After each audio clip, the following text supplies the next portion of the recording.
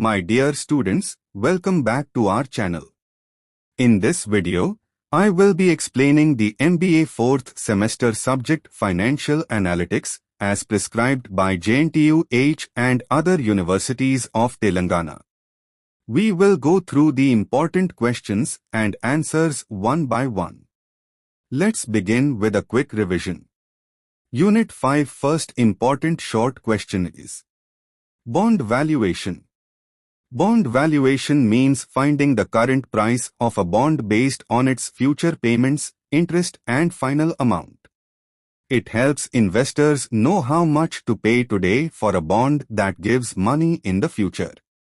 A bond usually pays 1. Regular interest, called coupon. 2. Face value, at the end maturity. We calculate the present value, PV, of both, using a discount rate, market interest rate. Formula. Bond price is equal to present value of coupons plus present value of face value. Example. You buy a 1000 rupee bond paying 100 rupee yearly for 3 years. Market rate is equal to 10%. Price is equal to 1000 rupees. Easy tip. Think of bond like a fixed deposit. You give money now and get regular interest plus full return later. But here, you calculate what that is worth today. Next important short question is 2. Duration. Duration tells us how sensitive a bond's price is to interest rate changes.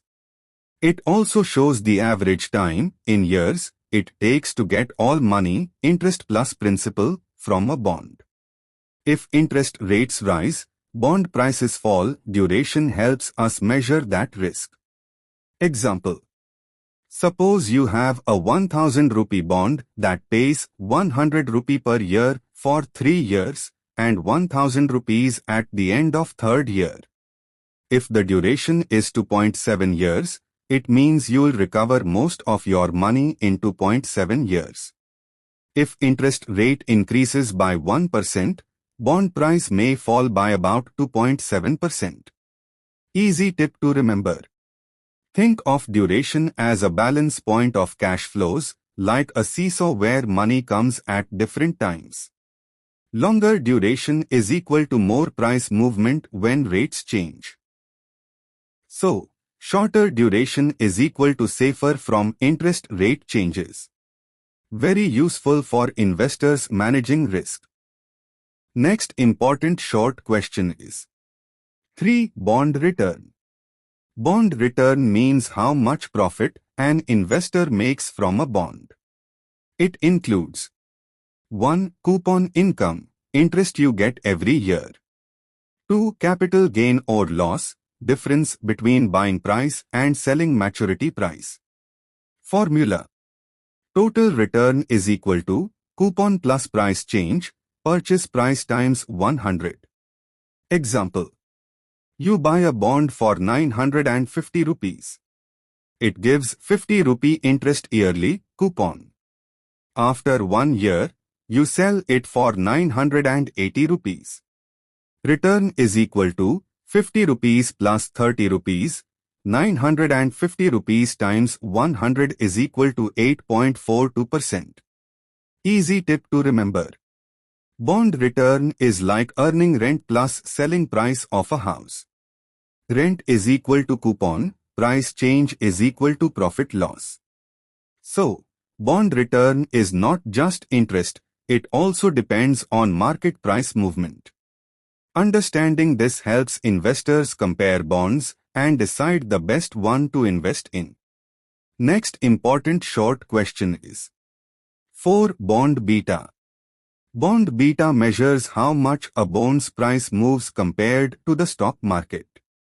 It shows the risk of a bond in relation to market movements.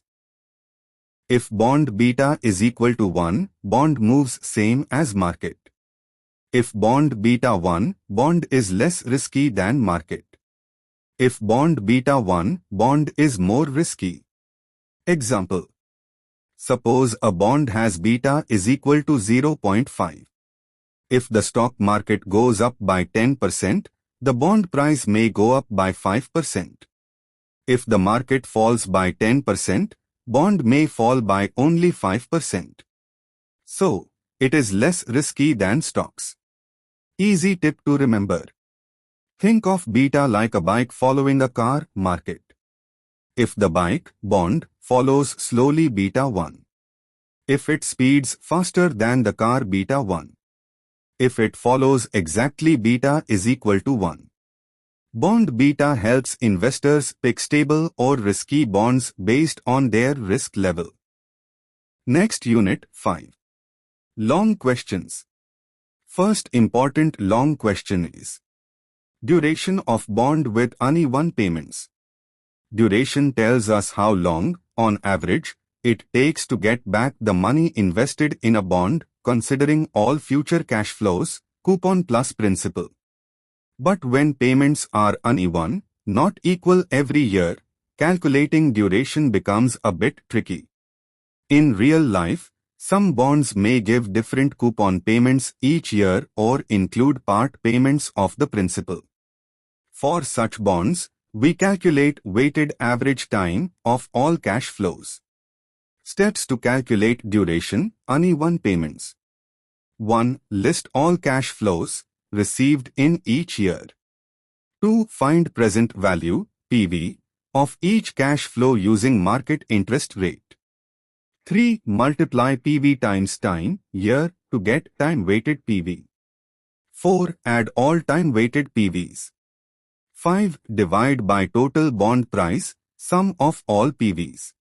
Example. You buy a bond for 950 rupees. It pays. Year 1, 100 rupees. Year 2, 150 rupees. Year 3, 1100 rupees, includes final principal. Interest rate is equal to 10%. 1.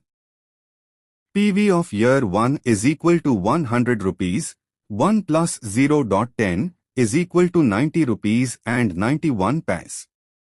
2. PV of year 2 is equal to 150 rupees, 1 plus 0.10, superscript 2 is equal to 123 rupees and 97 paise. 3. PV of year 3 is equal to 1100 rupees, 1 plus 0.10, superscript 3 is equal to 826 rupees and 45 paise. 4. Total PV, bond price, 1041 rupees and 33 paise. Now calculate. Year 1, 90.91 times 1 is equal to 90.91. Year 2, 123.97 times 2 is equal to 247.94. Year 3, 826.45 times 3 is equal to 2479.35. Total is equal to 2818.20. Duration is equal to 2818.20/1041.332.71 years. Easy tip to remember. Think of each cash flow as a weight on a seesaw. Duration is the balance point. Even if payments are uneven, it shows when, on average, your money comes back. Perfect for investors to understand interest rate risk better. Next important long question is 2. Immunization strategies. Immunization in finance means protecting your bond investment from interest rate changes. It's like giving your portfolio a vaccine, so that even if interest rates go up or down, your target return is safe. It works by matching two things. 1. Duration of bond portfolio. 2. Investment time horizon, when you need the money. When both match, your bond is immunized, price loss from rising rates is balanced by reinvestment gain, and vice versa. Why use immunization? Interest rate changes affect bond prices. If rates rise, bond prices fall. If rates fall, bond prices rise. Immunization ensures you still get your expected return even when this happens. Example. Suppose a pension fund needs 10 lakhs rupees in 5 years. They invest in a bond portfolio with 5-year duration. Now, if interest rates rise or fall, the drop or rise in bond price is offset by higher or lower reinvestment income from coupons. So, at the end of 5 years, they'll still have around 10 lakhs rupees, goal achieved, risk minimized. Types of immunization. 1. Classical immunization, match duration with investment horizon. 2. Contingent immunization, active plus passive strategy, protect a minimum return but allow extra gains. 3. Cash flow matching, match each future payment with bond inflows, like exact EMI planning. Easy tip to remember. Think of immunization like fixed EMI planning for a big purchase. No matter how interest rates change, your strategy is set to deliver the required amount on time. It's widely used by banks, insurance companies, and pension funds to manage interest rate risk smartly. Key formula to remember. Match duration is equal to investment horizon for a basic immunization. Next important long question is 3. Modeling the term structure. Term structure of interest rates shows how interest rates change with time, like 1 year, 5-year, 10-year bonds all having different interest rates. This is shown using a yield curve, which is a graph of interest rate versus time to maturity. Modeling the term structure means creating mathematical models to understand and predict how these rates behave over time. It helps in bond pricing, risk management, and investment planning. Why is it important? Helps in valuing long-term bonds. Useful for deciding when to invest or borrow. Helps in managing interest rate risk.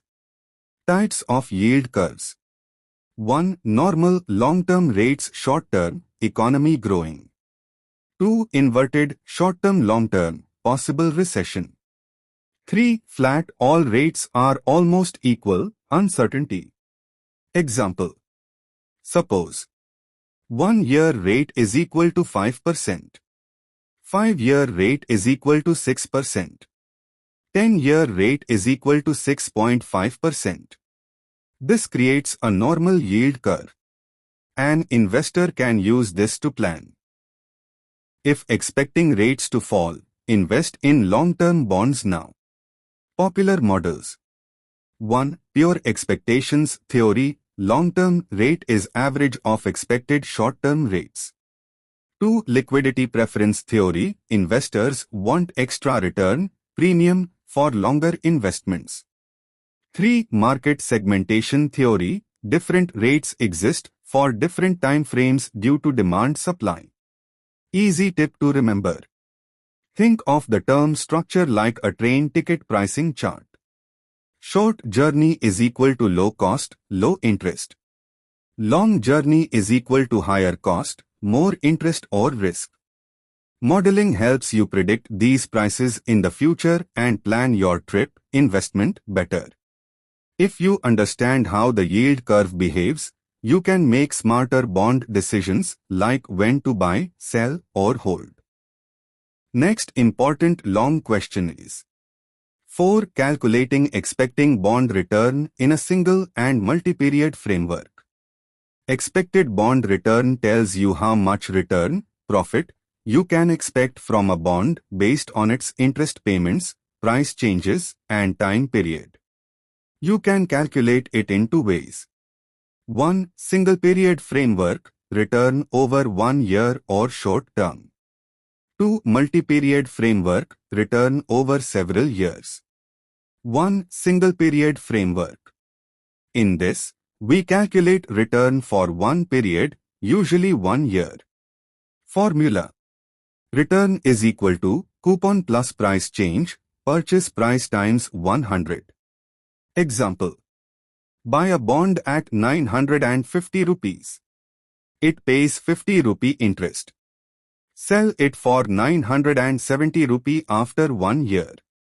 Return is equal to 50 plus 20. 950 times 100 is equal to 7.37%. 2. Multi-period framework. Here, you hold the bond for many years, and you calculate return using the yield to maturity, YTM, or internal rate of return, IRR. It considers all cash flows, coupons plus final principal. Steps. 1. List yearly cash flows. 2. Use trial and error or calculator to find the rate that makes. Present value of cash flows is equal to bond price. This rate is your expected return. Example. You buy a bond for 950 rupees and it pays 50 rupee yearly for 3 years. 1000 rupees at the end of year 3. You find the rate, YTM, that makes the total PV of these payments equal to 950 rupees. That rate is your multi-period return. Easy tip to remember. Single period is equal to simple math, only 1 year, use basic formula. Multi-period is equal to use YTM, like calculating EMI for full loan period. Shortcut. If you plan to hold bond till maturity, use YTM, multi-period. If you plan to sell early, use single period return.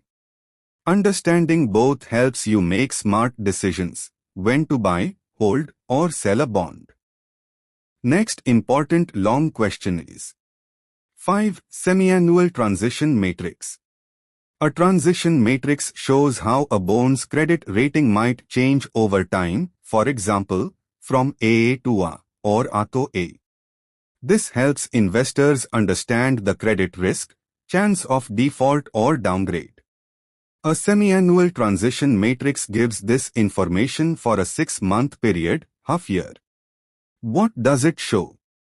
Each row shows the current credit rating, and each column shows the rating after 6 months. The numbers in the matrix are probabilities. Example of a semi-annual transition matrix. From backslash to AA ABBB default. AA 90%, 8%, 1%, 0.5%, 0.5%. A 5%, 85%, 7%, 2%, 1%. A 2%, 5%, 85%, 5%, 3%. If a bond is rated A today, there's an 85% chance it stays A. 5% chance it improves to AA, and 1% chance it defaults within 6 months. Why is it useful? 1. Helps estimate the risk of rating downgrade or default. 2. Useful in bond valuation. Lower rated bonds may offer higher return but carry higher risk. 3. Helps investors predict future returns and risk levels. How to use in bond valuation. Combine transition matrix with expected returns from each rating. Multiply each return by its probability from the matrix. Add them to get expected return for next 6 months. Easy tip to remember. Think of it like a weather forecast for bond ratings. It tells you the chance of sunshine, AA, clouds, A, or storms, default, in the next 6 months. The transition matrix helps you prepare whether to carry an umbrella, risk protection, or enjoy the sunny returns. It's widely used by credit rating agencies, investors, and banks to manage credit risk smartly. Next important long question is 6. Computation of bond beta. Bond beta measures how much a bond's price changes compared to the overall market. It tells you the risk level of a bond relative to stocks or market indexes. Beta is equal to 1 means bond moves with the market. Beta 1 means bond is less risky than market. Beta 1 means bond is more risky. How to compute bond beta? Bond beta is calculated using the formula. Bond is equal to bond market times bond market, where bond market is equal to correlation between bond returns and market returns. Bond is equal to standard deviation, volatility of bond returns. Market is equal to standard deviation of market returns. Step-by-step example. Suppose you have data on bond and market returns. Correlation, ρ, is equal to 0.7. Bond volatility, bond, is equal to 5%. Market volatility, market, is equal to 10%.